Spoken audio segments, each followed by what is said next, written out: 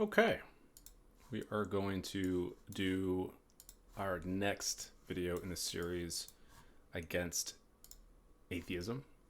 And this actually spawned out of some comments that I saw, or actually some interactions. Again, I've just been binging Jay Dyer stuff because I want to get familiar with his arguments and whatnot, and then the people surrounding him as well. And I saw some people make arguments like, you're not addressing scholarship. And I get this actually a lot too on Twitter, X, where people are like, you're not interacting with Graham Oppy and Bertrand Russell and all these other people. I'm like, we're totally interacting with them, if not directly, indirectly, when we talk about the cosmological arguments for God. So I just wanted to, again, these videos are meant to be overviews, and if anyone wants a more concise layout of a specific section within this argument, then we can do that. So today's topic is how to dismantle atheistic arguments with the cosmological argument's key misunderstandings. So I kind of wanted to differentiate there a little bit. Many atheists do critique the cosmological argument, and I have even come to critique portions of it. Specifically William Lane Craig's Kalam, but these critiques often stem from misunderstandings. So my critique isn't of the argument itself, it's within nuances of it. The actual argument itself still exists as a staple argument, and it's valid, right? So we always start with criteria. So the criteria we'll lay out here in section 1. But usually the misunderstandings are with causality, contingency, and infinite regress. So in this breakdown, we'll examine objections from leading atheists, Bertrand Russell and Graham Oppy, and demonstrate how to effectively counter those, or at least push up against them a little bit, because there's not really... A lot of this stuff is so theoretical outside of the criteria. So like if more debaters stuck to criteria for what is valid, I think the Christian argument for the argument for the Christian God becomes so apparently understandable and really lead the way in confidence. So the cosmological argument in brief. Okay, so again, top kind of overview. Everything that begins to exist has a cause, Kalam. The universe began to exist, therefore the universe has a cause. Or the contingency version, so there's variations. Contingent beings, that things that could fail to exist, require an explanation. The universe consists of contingent beings, therefore the universe must have an external necessary explanation. That's my favorite version. We'll touch on both, obviously. But now let's look at the number one objection. So Bertrand Russell's brute fact. We kind of talked about this in the previous video because brute facts come up a lot.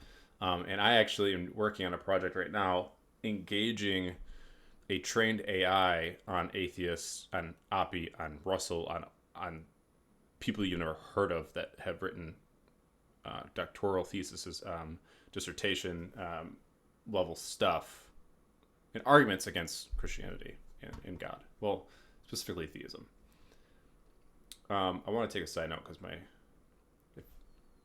already explained that in the first video. I'm going to do this a lot. I don't love arguing for theism. I think it's easy to do. I think if you deny theism, you are intentionally denying it and trying to justify things that just can't be justified. That's my honest opinion. We talk about the mystics waking up at 3 a.m. in some other videos, and when we get into theology and stuff, it's like they all felt a heavy despair, but what grounded them was theism. So I think there's an important matter to discuss when it comes to theism. I just don't like arguing for it because I want to argue for the Christian God. And I've done that, and I could probably pull up old debates that I've done where I'm saying like, yeah, I'm arguing for God, but I'm arguing within the parameters of the scriptural God, the Christian God, right? So, back on track here. Brute fact. Russell rejects the idea that the universe needs a cause, stating, and this was on BBC Radio Debate with Copleston in 1948, the universe just is there, and that's all. So here's our counter arguments. This response denies the principle of sufficient reason, so PSR if you see it for short. which states that everything must have an explanation. If this universe just is, why stop there? Why can't God just be? Why not claim that God just is, right? Just because you can say that about the universe or want to claim that about the universe, we can claim about God. It's a gap fill. And it's ironic that atheists don't see that as a gap fill. And some do. Some will admit that. Russell's approach is arbitrary. It selectively applies the demand for explanation to things within the universe, but exempts the universe itself without justification. Because he does go on to say, like, yes, I agree with the sufficient reason within the universe, like as if the universe... He replaces the universe with God, essentially, and does not require the universe to have an explanation. Even in physics, brute facts are rarely accepted. Science seeks explanations for phenomena. That's the whole point. So when you assert a brute fact, the whole metaphysics field and these concepts of math, thought, that whole field is trying to remove the concept of brute facts because we want explanations for things. So I hate the brute fact thing. I think it's such a cop-out. And like we showed, you could say, why not claim that God just is, right? If you're going to say about the universe, we could say about God. Graham Oppy on the universe being necessary. This is in his Philosophical Perspectives on Infinity, 2006. If one were to suppose that there is a necessary being, why think that this being is God rather than the universe itself? So playing off what Bertrand Russell actually implies, Oppy just says it out loud, right? Sorry, I got my steering wheel here. The universe shows contingency. It changes. It had a beginning according to all cosmology up until this point, and it consists of dependent entities. Even in the multiverse theory, you still are reduced down to dependent entities. So all of current cosmology agrees the universe had a beginning, outside of one model. And that model was presented during a debate as anecdotal evidence that that person, I believe it was Sam Harris, created on his own. And the math in that thing was hilarious. Now, if you know anything about theoretical physics, you know they make up a lot of math. And while it works out sometimes, like Einstein, there are obvious caveats to that, right? That being one of them. So, I kind of want to take my headphones. I'll leave them on. I just hear myself. So a necessary being by definition cannot fail to exist, right? Because the necessity, and it is not dependent on external factors. The universe is not metaphysically necessary because it's subject to change, decay, and potential non-existence. The universe can cease to exist. And that is what science currently shows and has shown. And the math shows, and we have decay theory and all this other stuff. That's so interesting. I love it. Again, if you guys want to go into a section specifically, or if you're an atheist and you have an objection to this, let me know. Again, last counter argument to that is if the universe were necessary, it would have to be unchangeable, eternal, and self-existent. Qualities not found in an expanding and decaying cosmos. Because it cannot cease to exist. Something that is there by necessity. So, Graham Oppy's... Just because Graham Oppy says what Bertrand Russell didn't say out loud, it fails.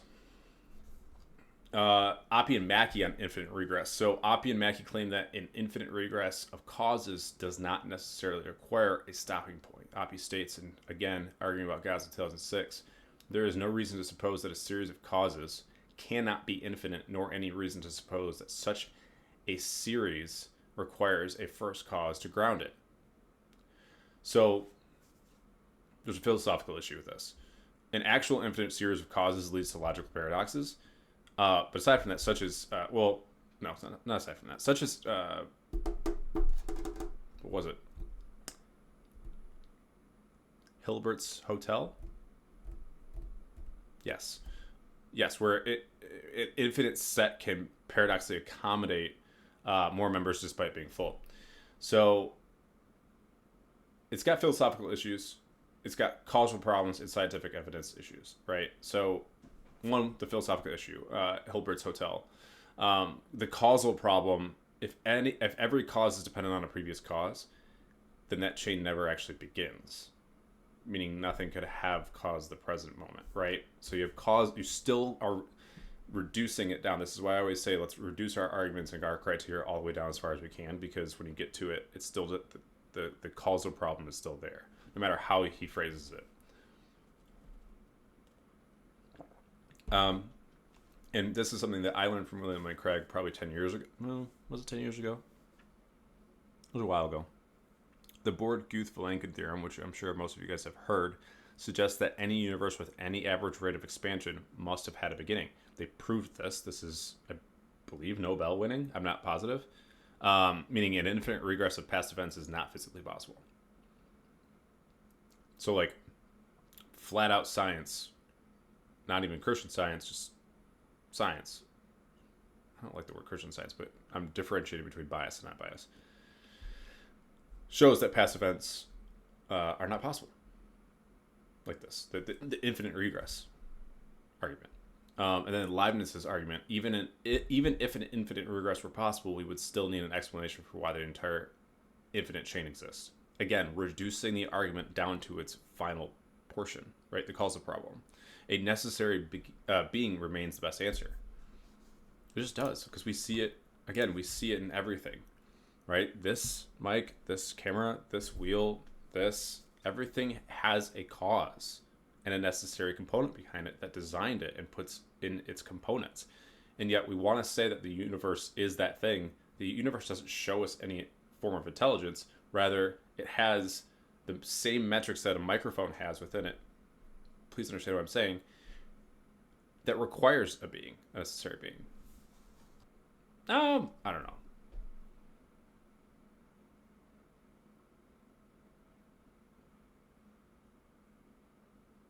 Okay. Objection number 4, Hume's fallacy of composition.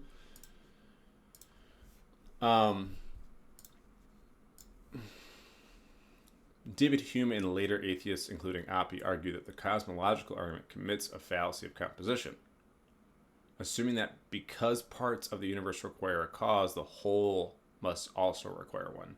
So Hume critiques this by saying, just because every man has a mother does not mean the human race has a mother.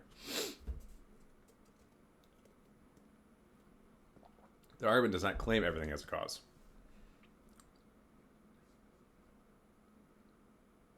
I feel like a lot of these objections,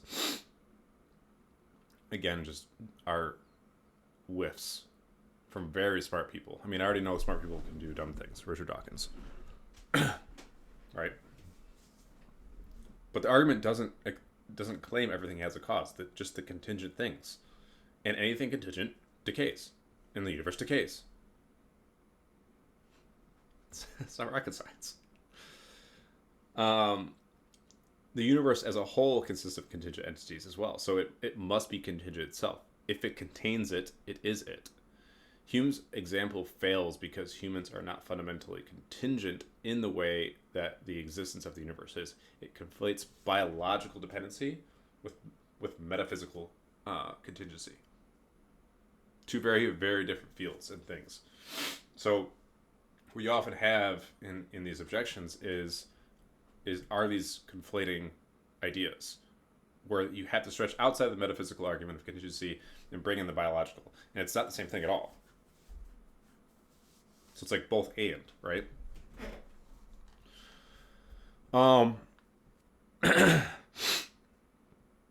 Excuse me, I'm sick. Objection 5, Multiverse Theories. Again, we already covered this, so I'm just going to really briefly say this. Sean Carroll. Did I say Sam before? Anyways. If our universe is one of many in an eternal multiverse, we don't need a divine cause. The multiverse itself needs an explanation. And we can move on with that one. Objection 6 is Oppy and the Kalam actual infinities. This is more interesting to me. So if you guys have seen... Oh no, I don't have the video up anymore. The Companion to Natural Theology, the Blackwell. Awesome. So... the argument depends on assumptions about the impossibility of actual infinities that are highly contentious and not obviously true. This is what Oppy says, right? On the Kalam and actual infinities. Oppy is correct that some mathematicians accept actual infinities in abstract mathematics. We talked about abstract mathematics before on creating multiverse theories and stuff. However, in the real world, so you have to differentiate. You can't conflate theoretical physics with actual physics. Like, you can't conflate the two. While one draws upon another, you can't say that they're the same, because we have actual evidence for one and theory for another. I mean, that's what theory is, right? So, again,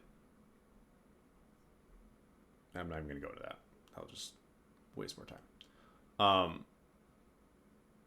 The Kalam argument specifically addresses actual physical infinities, which do not exist according to modern cosmology, right?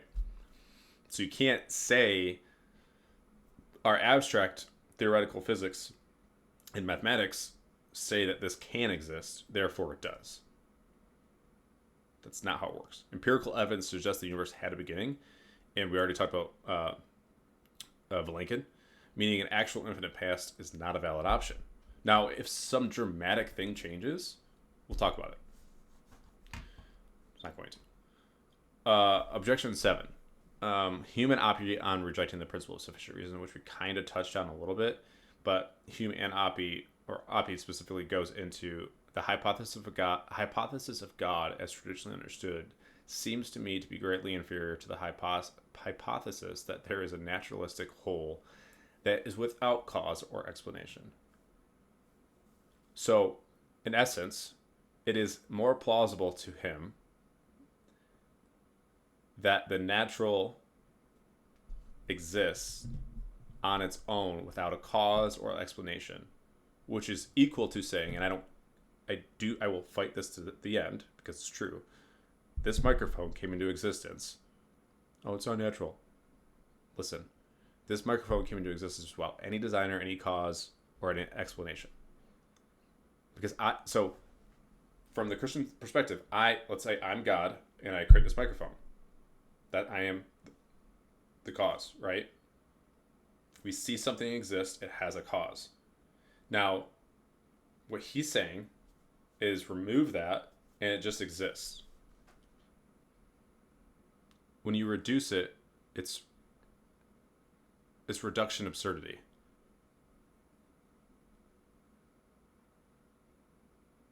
PSR is a foundational thing in science. So you have to subvert and go around and even bump up against denying a huge principle in science. We seek explanations for things because we assume reality is rational and structured. I just showed you how the reduction of that argument is absurd. The criteria is absurd. And without PSR, any worldview collapses in coherence. Why assume anything requires an explanation, including natural laws? Why? Nothing needs an explanation. Nothing needs a cause. Everything that we know of science would go out the window if this is true. Everything. It's absurd. So the cosmological argument does not immediately prove Christianity or the Christian God, but provides a strong rational basis for belief in God, theism again, which I said in the beginning. His objections often misunderstand and are so arbitrary, and they reject fundamental physical or metaphysical principles and scientific principles. They want to claim science is this, but they want to subvert it when it's reasonable to them. That is absurd. And remember that.